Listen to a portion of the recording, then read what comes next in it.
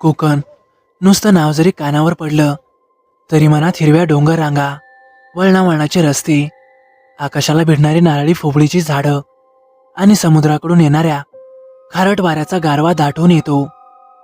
पण या सगळ्या सौंदर्याच्या आड काही गोष्टी अशा आहेत ज्या कधीच सांगितल्या जात नाहीत, त्या फक्त अनुभवल्या जातात. तर आम्ही चौघं म्हणजेच मी आणि माझे जिवलग मित्र वैभव, शिवम आणि कार्तिक बऱ्याच दिवसांपासून कोकणात फिरायचा प्लॅन करत होतो. रोजच्या धकाधकीच्या आयुष्यातून थोडा आम्हाला ब्रेक, निसर्गाच्या कुशीत काही दिवस घालवावे एवढा साधा विचार होता. वैभवने एके दिवशी फोन केला, अरे घना, चल ना मस्त कोकणात फिरायला जाऊ. आमचंही तसं रिकामपण होतं म्हणून आम्ही लगेच होकार दिला. नुकतीच घेतलेली पांढरी स्विफ्ट आमच्या अंगणातच उभी होती. अजून नंबर प्लेट सुद्धा आलेली नव्हती. गाडी नवीन, उत्साहही नवीन आणि प्रवासाची ओढ अजूनच नवीन. दुसऱ्या दिवशी वैभव आमच्या घरी आला. पहाटे लवकरच निघायचं ठरलं होतं. सकाळी 6 वाजता आम्ही जायला निघालो. शहर अजून अर्धवट झोपेतच होतं. आम्ही चौघे गाडीत बसलो. मागे बॅगा, पुढे चहा कॉफीचे कप आणि मनात कोकणाच्या आठवणी तयार व्हायच्या आधीचं स्वप्नवत चित्र. शिवा ड्रायव्हिंग करत होता. कार्तिक पुढच्या सीटवर बसून मस्त गाणी लावत होता. मी आणि वैभव मागे खिडकीतून बाहेर बघत गप्पा मारत होतो. जसं जसं शहर मागे पडत गेलं तसं तसं रस्त्याचं रूपही बदलत गेलं. उंच इमारतीच्या जागी मोकळी माळं, सिमेंटच्या भिंतीच्या जागी लाल माती आणि धुरकट हवेतून बाहेर पडून एकदम स्वच्छ आणि ओलसर गारवाऱ्यात आम्ही शिरत होतो. कोकण सुरू झाल्याची खूण म्हणजे ते पहिलं वळण. रस्ता आता सरळ न राहता अचानक नागमोडी होतो आणि आजूबाजूचं दृश्य क्षणार्धात बदलून जातं.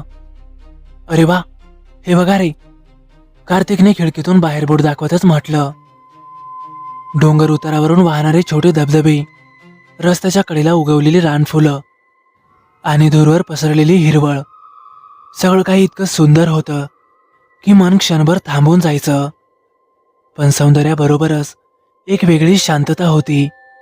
ती अशी शांतता जी नुसती निवांत नाही तर थोडी दडपण आणणारी. दुपारपर्यंत सगळं काही अगदी सुरळीत होतं. पण एका ठिकाणी आम्ही जेवणासाठी थांबलो आणि तिथेच थोडा उशीर झाला. मग पेट्रोल भरायला थांबलो, फोटो काढले आणि मध्येच रस्ता चुकलो. काही कळत न कळत संध्याकाळ जवळ येऊ लागली. अरे, अजून किती अंतर आहे? मी मोबाईलवर मॅप पाहतच विचारलं. शिवा म्हणाला, अरे साधारण 1.5 तास. पण त्याच्या आवाजात थोडी काळजी जाणवत होती. आम्ही जिथे मुक्काम ठरवला होता ते एक लहानसं हॉटेल होतं, कोकणातल्या एका निमशहरी गावाजवळ. आजूबाजूला फार वर्दळ नव्हती. निसर्गाच्या कुशीत लपलेलं असं ठिकाण. सूर्य आता हळूहळू मावळतीकडे झोकू लागला.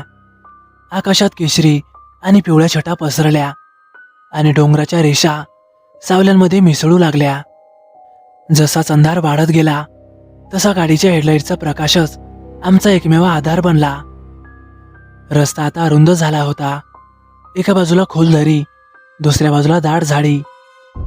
कधी एखादा रानडुकर पळत यायचं तर कधी एखादा पक्षी अचानकच झाडावरून उडून समोर यायचा. त्या क्षणी कोकणाचं सौंदर्य हे जरा भीतीदायकच वाटू लागलं. वैभव मोबाईल पाहतच म्हणाला, अरे इथे नेटवर्क पण जातंय. मीही माझा फोन चेक केला. नेटवर्क जवळजवळ 0. अरे काही नाही, थोड्याच वेळात पोहोचू आपण, मी स्वतःला धीर देतच म्हणालो. पण मनात मात्र कुठेतरी हलकीशी शंका दाटून आली होती. आम्हाला भलताच उशीर झालेला. रात्रीचे 9 वाजून गेले होते. कोकणात अंधार वेगळ्याच पद्धतीने उतरतो. शहरासारखा तो अचानक नसतो, पण एकदा उतरायला लागला की तो सर्व बाजूंना वेढा घालतो. झाडांच्या फांद्या, डोंगरांचे कडे आणि रस्त्याच्या कडेला उभी असलेली ती झुडपं, सगळं काही हळूहळू काळ्या सावल्यांमध्ये विरघळत जातं. गाडीच्या डॅशबोर्डवरचा उजेड आणि हेडलाईटचा प्रकाश, एवढंच काही ते आमच्याकडे उरलं होतं. अजून 25 किलोमीटर, कार्तिकने मोबाईल मॅपकडे पाहतच शांतपणे सांगितलं. पण त्या शब्दात काहीच दिलासा नव्हता. आतापर्यंत रस्त्यात लहान लहान खेडी मागे पडत होती. एखादं दोन घर एखादी चहाची टपरी, कधी एखादं देवाचं छोटंसं मंदिर. पण आता बराच वेळ झाला तरी एकही गाव लागत नव्हतं. रस्ता आता पूर्णपणे एकपदरी झाला होता.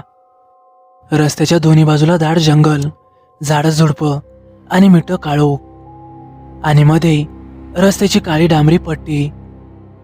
तो रस्ता असा दिसत होता जणू काही अंधारात कोरलेली एखादी रेषा असावी.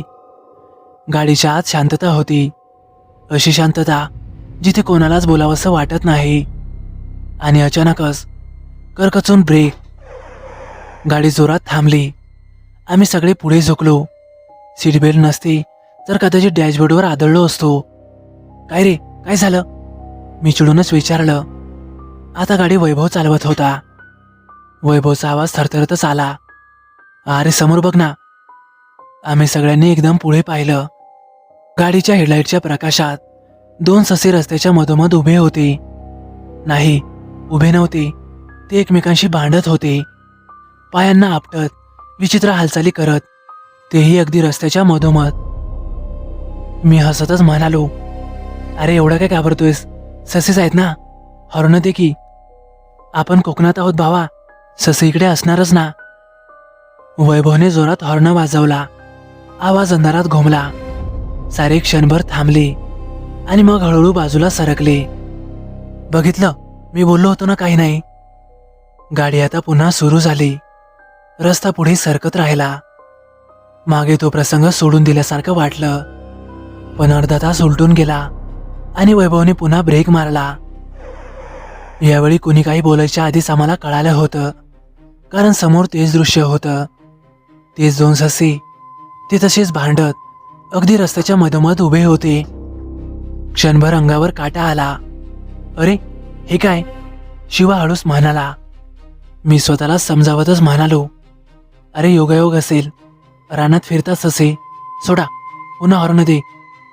वैभवने पुन्हा हॉर्न दिला. पुन्हा ससे बाजूला. गाडी आता पुढे निघाली. आता मात्र गाडीच्या आतलं वातावरण बदललं होतं. हसणं बंद झालेलं, गप्पा संपल्या होत्या. आणि तिसऱ्यांदा जेव्हा ते ससे पुन्हा समोर दिसले, तेव्हा मात्र कुणीही काहीच बोललं नाही. तीच हालचाल, तोच प्रकार आणि तोच थरार. 3 वेळा, तोही एकाच पद्धतीने. आता मात्र आमच्या मनात शंकेची पाल चुकचुकली. आम्ही गाडी बाजूला घेतली. 4ही दरवाजे उघडले. थंड आणि ओलसर हवा आतमध्ये शिरली. आजूबाजूला पाहिलं. दूरपर्यंत फक्त झाडी आणि झुडपं. ना रस्त्याची ओळख, ना एखादं घर, ना कुठला दिवा. सर्वत्र फक्त मिठा काळोख पसरलेला होता. रस्ता ओळखीचा वाटत नव्हता. जणू आम्ही नकळत एखाद्या वेगळ्याच रस्त्यावर आलो होतो. मी जरा जबरदस्ती हसतच म्हणालो, काही नाही रे, ससेच आहेत ना, आपण जास्त विचार करतोय. आम्ही सर्व एकमेकांना धीर देत पुन्हा गाडीत बसलो. हॉर्न वाजवला, पण यावेळी ससे बाजूला पळाले नाहीत. एक ससा अचानक जंगलात गेला, पण दुसरा ससा मात्र तो आमच्या गाडीसमोर धावू लागला, सरळ रस्त्याच्या मधोमध. वैभवने वेग वाढवला, पण तो तितक्याच वेगाने पुढे धावत राहिला. आम्ही जसा जसा वेग वाढवत होतो तसा तोही धावण्याचा वेग वाढवायचा. तो इतक्या वेगाने धावत होता की गाडी त्याला ओलांडू शकत नव्हती. हे शक्य नाही. शिवाचा आवाज दबला होता. तो ससा वळत नव्हता, तो सरळच धावत होता. आणि तेवढ्यात अचानकच तो ससा आमच्या डोळ्यादेखतच गायब झाला. ना जंगलात गेला, ना बाजूला वळाला. जणू काही तो हवेतच विरघळला असावा. गाडी थांबली. आम्ही चौघे एकमेकांकडे पाहतच राहिलो. कोणीच काही बोलत नव्हतं. घड्याळाकडे पाहिलं तर रात्रीचे 11 वाजून गेले होते. मी मोबाईल काढतच म्हणालो, हॉटेल अजून कसं नाही आलं? मोबाईलची स्क्रीन ऑन झाली, पण नेटवर्क मात्र शून्य. एकही गाडी नेटवर्क नव्हतं. एकामागून एक सगळ्यांनी मोबाईल पाहिले. सगळ्यांच्या फोनवर तेज, अजिबात नेटवर्क नाही. आता आम्हाला खात्री झाली, ही काही साधी वाट नव्हती. हा रस्ता साधा नव्हताच. आम्हाला नक्कीच चकवा लागला असावा. कोकणात चकव्याच्या गोष्टी आम्ही लहानपणापासूनच ऐकत आलो होतो. चकवा लागला की माणूस रस्ता चुकतो, एकाच वाटेवर पुन्हा पुन्हा फिरत राहतो. कितीही चाललं, कितीही वेळ गेला तरी बाहेर पडता येत नाही. मला आणि वैभवला हे नवीन नव्हतं, पण कार्तिक आणि शिवम हे दोघं मात्र नवीनच होते. त्यांनी याआधी कधी चकव्याचा अनुभव घेतला नव्हता. आणि सर्वात भयंकर गोष्ट म्हणजे आता गाडीतून खाली उतरायला आम्ही कोणीही धजावत नव्हतो. कारण जर कोणी खाली उतरलं आणि त्याला कशानेच झपाटलं तर उगाच जास्त वाढवा व्हायचा. म्हणून आम्ही गाडीचे दरवाजे लॉक करून घेतले आणि जसा रस्ता दिसेल तसे पुढे पुढे सरकत राहिलो. आम्हाला चकवा लागलाय ही गोष्ट आमच्या डोक्यात फिरत होती. पण त्या क्षणी आमच्या डोक्यात अजून एक प्रश्न फिरत होता, तो म्हणजे की आम्ही सुखरूप घरी पोहोचतो की नाही. आम्ही गाडी थांबवत नव्हतो, खाली उतरायची तरी हिंमतच होत नव्हती. रस्ता ना संपत होता ना बदलत होता, ना कुठलं गाव दिसत होतं ना एखादा दिवा, फक्त काळोख, माळरान आणि वाऱ्याबरोबर झाडांची सळसळ. मी सहज घड्याळाकडे पाहिलं. रात्रीचे 12 वाजून गेले होते. दादा, आता काय करायचं? शिवाचा आवाज थरथरत होता, मात्र कोणाकडेही त्याचं उत्तर नव्हतं. गाडीच्या आतमध्ये एक वेगळीच घुसमट होती. बाहेर जरी थंडी असली तरी घाम अंगातून वाहत होता. त्या क्षणी आम्ही सगळेच एकच काम करत होतो, ते म्हणजे देवाचा धावा. कोणी मनातल्या मनात हनुमान चालीसा म्हणत होतं, कोणी गणपतीचं नाव घेत होतं आणि कोणी फक्त डोळे मिटून शांत बसलं होतं. आणि तेवढ्यातच हेडलाईटच्या प्रकाशात रस्त्याच्या कडेला एक आकृती दिसली. अरे थांब थांब, मी वैभवला म्हणालो. त्याने गाडी हळू केली. रस्त्याच्या कडेला एक म्हातारा माणूस उभा होता. 5.5 ते 6 फूट उंच, झुपकेदार मिशा, हातात जुनी काठी, डोक्यावर पिवळं पागोटं आणि ते डोळे काहीतरी वेगळंच सांगत होते. क्षणभर मनात विचार आला, गाडी थांबवावी का? हा खरंच माणूस आहे की काही वेगळंच? पण आता दुसरा पर्यायच उरला नव्हता. गाडी थांबवली. आम्ही सगळे खाली उतरलो. पाहुणे, इथे मूनलाईट हॉटेल कुठे आहे? अहो, आम्ही कधीची फिरतोय पण रस्ता काही सापडत नाहीये. तो म्हातारा काही क्षण आमच्याकडे बघतच राहिला आणि मग तो हळूहळू पुढे आला आणि अचानकच त्याने आमच्या डोळ्यावर हात ठेवले. आम्ही दचकूनच मागे सरकलो. तो काहीतरी मंत्र पुटपुटत होता. त्याचे शब्द स्पष्ट ऐकू येत नव्हते, पण ते शब्द हवेत विरघळत नव्हते, तिथे टंगावर आदळत होते. क्षणभर मला भोवळ येते की काय असंच मला वाटून गेलं. मग त्याने हात खाली घेतले आणि अगदी शांतपणे म्हणाला, अरे पोर हो, तुम्हासनी चकवा लागलाय, पण देवाचं नाव घेतलं म्हणून तुम्ही वाचलात. आम्ही एकमेकांकडे पाहिलं. आमच्या अंगावर काटा आला. चला माझ्या मागे या, तो असं म्हणाला आणि पुढे चालू लागला. आम्ही सर्व गाडीत बसलो आणि त्याच्या मागे हळूहळू गाडी चालवू लागलो. त्या म्हाताऱ्याच्या चपलांचा करकर असा आवाज आमच्या कानात घुमत होता. तो समोर चालत राहिला आणि आम्ही गाडीने हळूहळू त्याच्या मागे चालू लागलो. अवघ्या 10-15 मिनिटातच समोरच हॉटेलचं फलक दिसलं, मूनलाईट हॉटेल. आम्ही विश्वासच ठेवू शकत नव्हतो. आनंद, भीती आणि सुटकेची भावना सगळं काही एकाच वेळी मनात उसळून आलं. आम्ही हॉटेलकडे पाहिलं आणि पुन्हा त्या म्हाताऱ्याकडे पाहिलं. तो मात्र अचानकच दिसेनासा झाला. क्षणात तो कुठे गायब झाला हे आम्हाला कळालंच नाही. आम्ही सर्वत्र नजर फिरवली. तो ना रस्त्यावर होता ना आजूबाजूला, जणू तो कधी अस्तित्वातच नव्हता. समोरच हॉटेल होतं. आम्ही झटक्यातच गाडी पार्क केली आणि अक्षरशः धावतच हॉटेलमध्ये शिरलो. आमची अवस्था पाहूनच हॉटेलचा स्टाफ चक्रावून गेला. घामाने भिजलेले कपडे, घाबरलेले चेहरे आणि डोळ्यात अजूनही भीती. आम्ही घाटाघाटा 2-3 ग्लास पाणी प्यायलो, थोडं सावरलो आणि काहीही न बोलता रूमची चावी घेतली आणि थेट रूमकडे निघालो. आमच्या डोळ्यासमोर घडलेला सर्व प्रसंग तरळत होता. रात्रभर कुणाला झोप लागली नाही. आम्ही एकमेकांशी काही बोलत नव्हतो, फक्त एकमेकांकडे बघत होतो. आता यावर सकाळीच बोलूयात असा विचार करून आम्ही चौघही मुरडून पडलो होतो. काही तासातच सकाळ झाली, पण ती रात्र मात्र आमच्या मनातून काही केल्या जात नव्हती. डोळे उघडली तरी डोळ्यासमोर तेच चित्र फिरत होतं.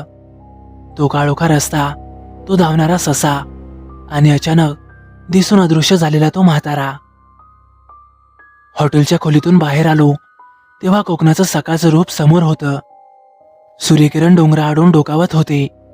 पक्ष्यांचा किलबिलाट, झाडांवरून पडणारे दवबिंदू.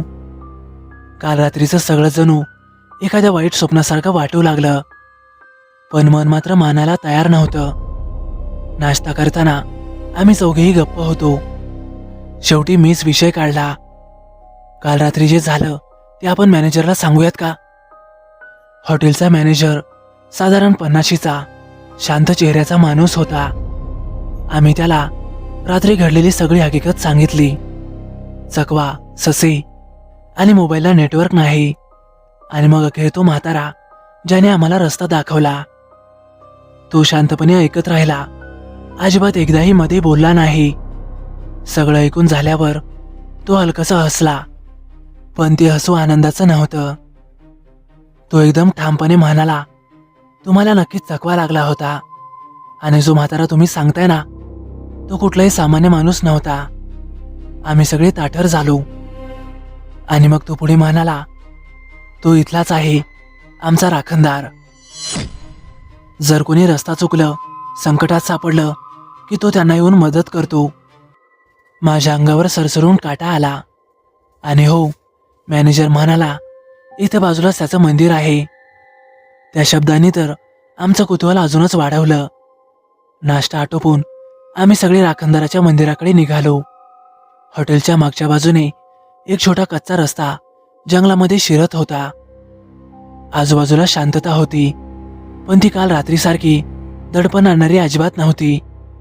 जणू ते ठिकाण आता आपल्याला स्वीकारत होतं. थोडं पुढे गेल्यावर एक छोटंसं मंदिर दिसलं. साधं, सरळ, ना मोठा कळस ना झगमगाट. पण मंदिराजवळ पोहोचताच आम्हाला एक विचित्र गोष्ट जाणवली. त्या मंदिराच्या आजूबाजूला अनेक चपला ठेवलेल्या होत्या. काही नव्या आणि काही जुन्या, काही फाटलेल्या, काही पूर्ण झिजलेल्या, काहींवर माती लागलेली आणि काहींवर गवत. अरे, हे काय आहे? कार्तिकने हळूच विचारलं. आम्ही आजूबाजूला पाहिलं. तेवढ्यातच तिथला एक स्थानिक माणूस आमच्या जवळ आला. मी त्याला विचारलं, काका, इथे एवढ्या चपला का ठेवलेल्या आहेत?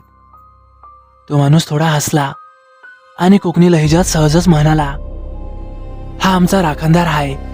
रात्री तो रस्ता राखता आणि ही चपला घालूनच हिंडता. तो पुढे म्हणाला, ही चपला काही दिवसांनी झिजलेली असता, म्हणजे राखणदार त्या घालूनच राखसा करत असता, असं आमचं मानणं आहे. आम्ही एकमेकांकडे पाहिलं. हे सगळं ऐकून कुणाचीही हसायची हिंमत झाली नाही, कारण आम्ही ते अनुभवलं होतं. तो म्हातारा हातात काठी आणि डोक्यावर पिवळं पागोटं. त्या रात्रीच्या अंधारात आम्हाला योग्य वाट दाखवणारा तो कोकणातला राखणदार होता. त्या क्षणी आम्हाला कळून चुकलं, काही गोष्टी फक्त अंधश्रद्धा नसतात, तर त्या अनुभवातून सिद्ध होतात. आम्ही मंदिरात डोकं टेकवलं. मनात कुठलीही मागणी नव्हती, फक्त एकच भावना होती, ती म्हणजे कृतज्ञतेची. कोकणाचं सौंदर्य अजूनही तितकंच होतं, पण आता त्यामागचं गूढही आम्हाला चांगलंच उमगलं होतं. त्या दिवसानंतर मात्र कोकणात फिरताना आम्ही रस्त्यालाच नाही, तर त्या अदृश्य राखणदारालाही नमस्कार करतो. तर मित्रांनो, कसा वाटला तुम्हाला अनुभव? आवडल्यास नक्की लाईक करा, कमेंट करायला विसरू नका. आणि हो, आपल्या चॅनलला आतापर्यंत सबस्क्राईब केलं नसेल तर नक्कीच सबस्क्राईब करा आणि बाजूला येणाऱ्या बेल आयकॉनलाही नक्की दाबा. तर चला मग भेटूया उद्या एका नवीन अनुभवासह. धन्यवाद.